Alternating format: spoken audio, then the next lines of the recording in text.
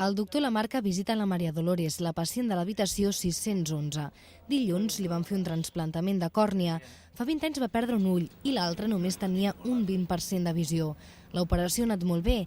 Demà li donaran l'alta i podrà començar una vida nova. Yo antes solo salía a la calle agarrada de mi marido y a punto de caerme siempre.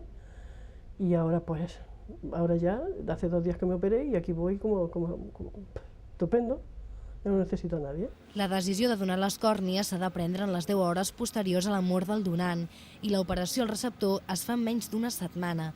Per això els familiars han de decidir-se ràpidament. Serveis Funeraris de Barcelona i el Banc d'Ulls col·laboren des del 2005 per conscienciar les famílies de la importància d'aquest gest altruista i els garanteixen que l'extracció dels ulls no interferirà en l'enterrament. Poder-ho fer d'una forma molt fàcil i no sigui cap destorb ni cap mala sensació per la família en cap moment i la família pugui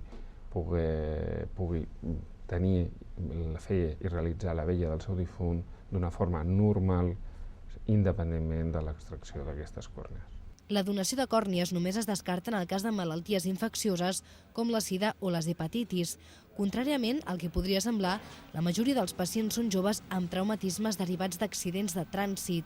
Altres casos són els provocats per un mal ús de les lents de contacte. Directament fer un tall i obtindre una peça tal qual com aquesta, tant del donant com del receptor.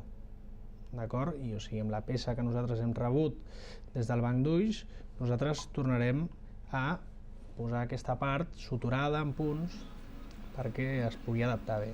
El 2004, Serveis Funeraris només va gestionar la donació de 20 còrnies. Després del conveni els números s'han disparat i ara es fan una mitjana de 600 donacions anuals. La llista d'espera per als sol·licitants no arriba als 6 mesos.